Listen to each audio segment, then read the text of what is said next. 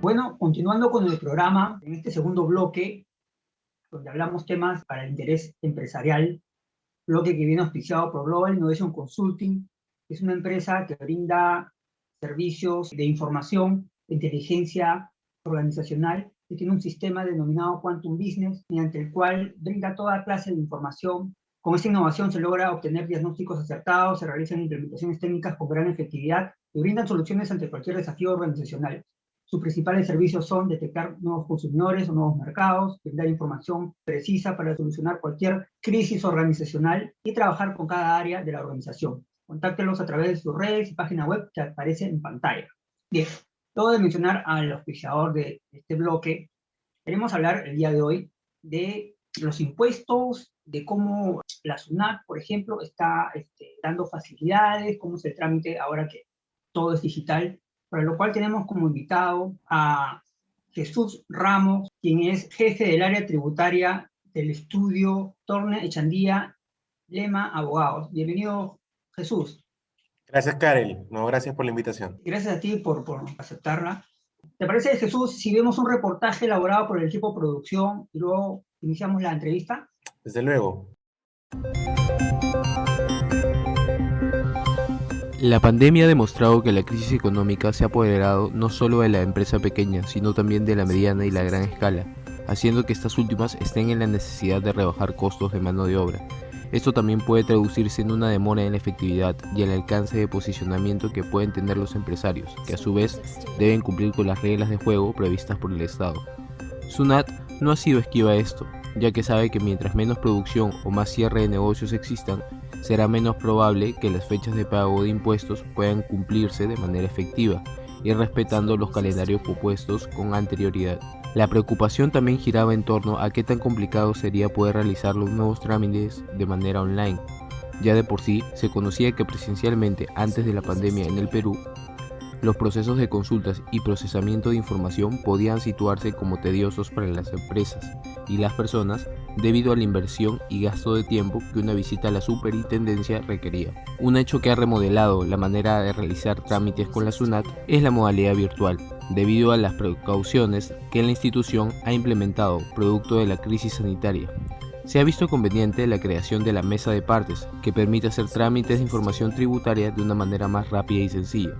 Por ejemplo, el alta y el baja de los tributos, reactivación del RUC, cambio de régimen y conocimiento de los pagos de impuestos. Dicha opción fue pensada y elaborada ante la gran demanda de conocer qué iba a suceder con trámites que sobre todo llevan un proceso de pasos. Las personas necesitaban un canal por el cual irían conociendo el proceso y recibirían información del trámite que realizaban hasta darlo por terminado.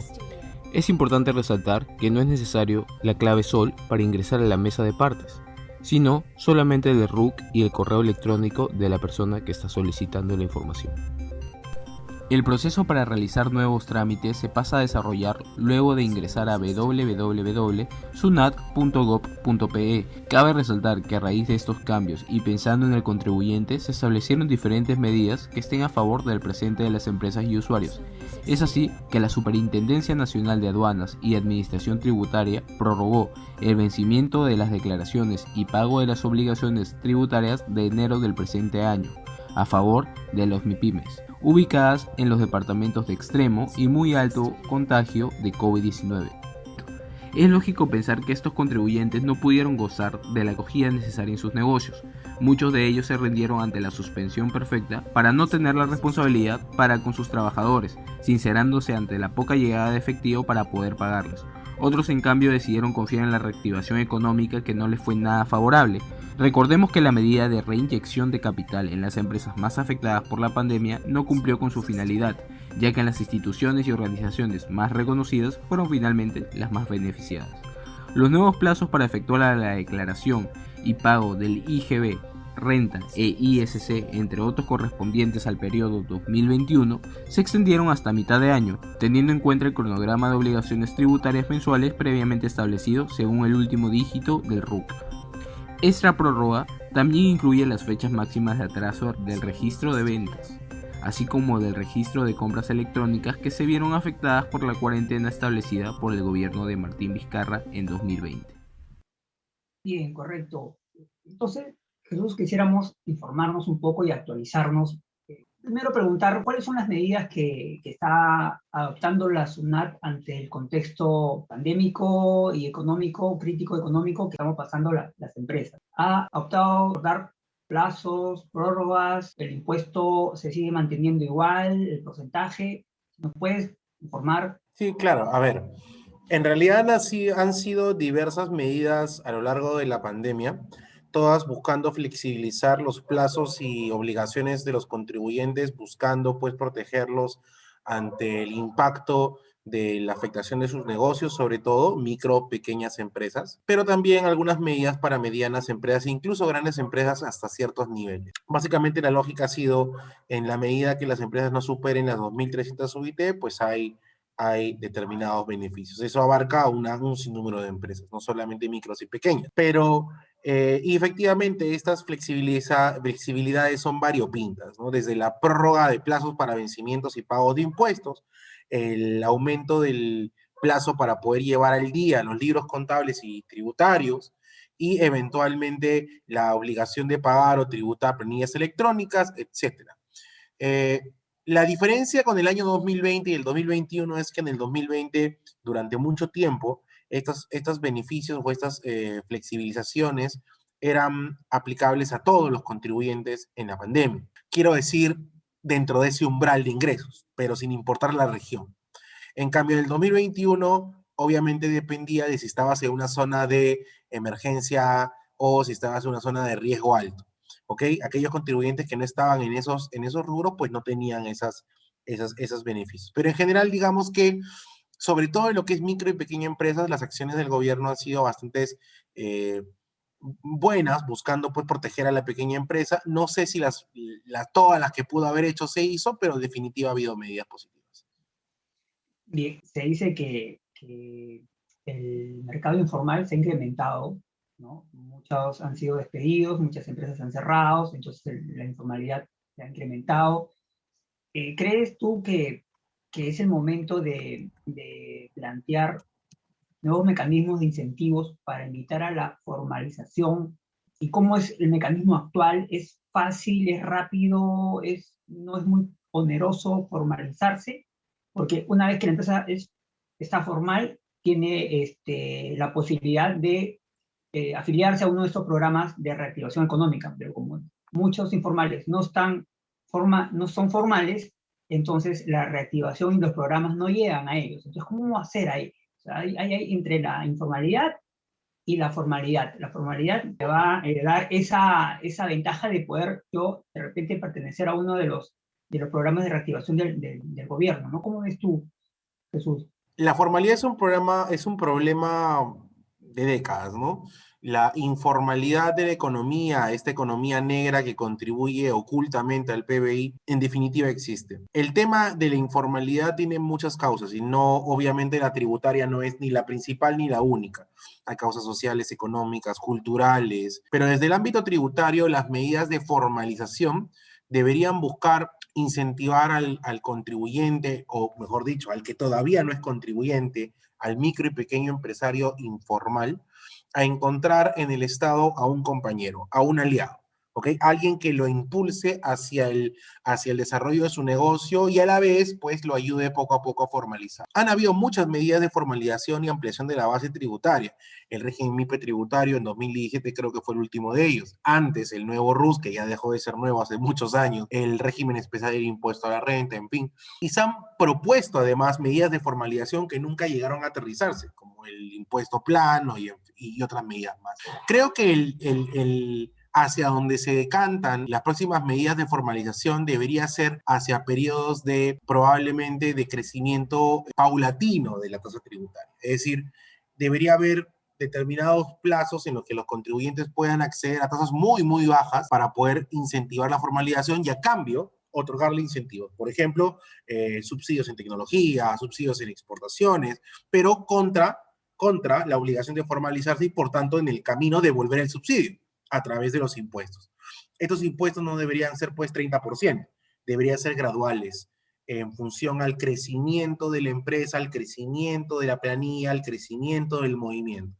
de tal manera que el impuesto no te ahoga, no te mata económicamente, sino que te acompaña y se crea cultura tributaria.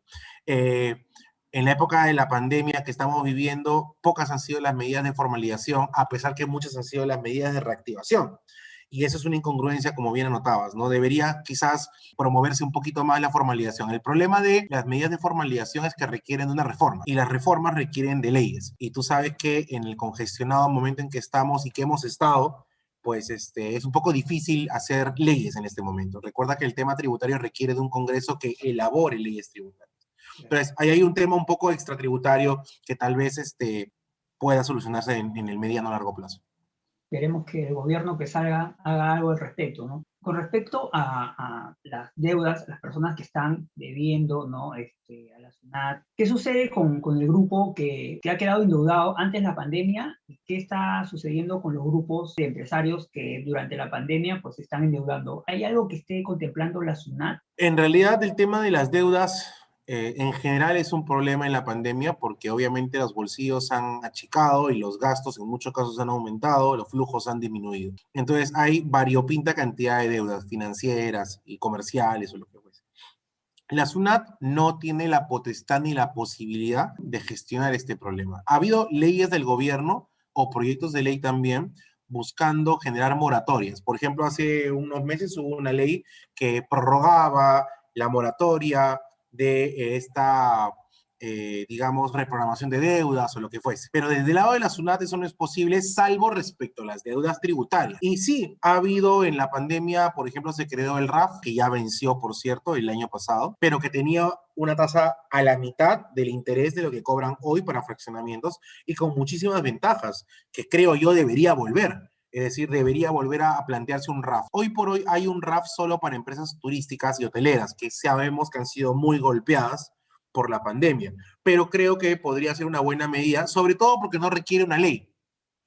Basta la voluntad de la SUNAT y de repente por ahí crear un contexto adecuado para generar un RAF, por decirte, para textil o un RAF para microempresarios transportistas, en fin.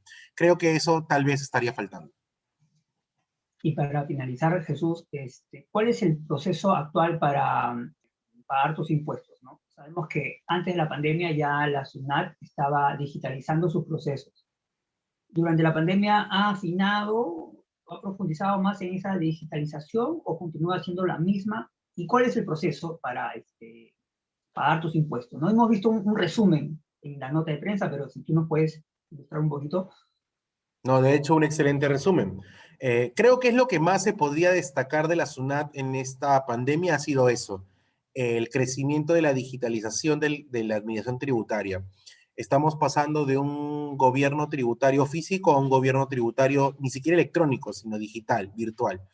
Hoy existe la mesa de partes virtual, existen los expedientes tributarios electrónicos, existen las solicitudes y cualquier tipo de procedimiento digital. La interacción cada vez es más remota. Por ejemplo, por ponerte una idea, las fiscalizaciones tributarias antes eran físicas y había algunas excepciones en que podían hacerse electrónica, pero hoy por hoy, en general, se trabajan a través de correo electrónico, videollamadas y sí, en algunos casos, algún tipo de presencialidad con protocolos.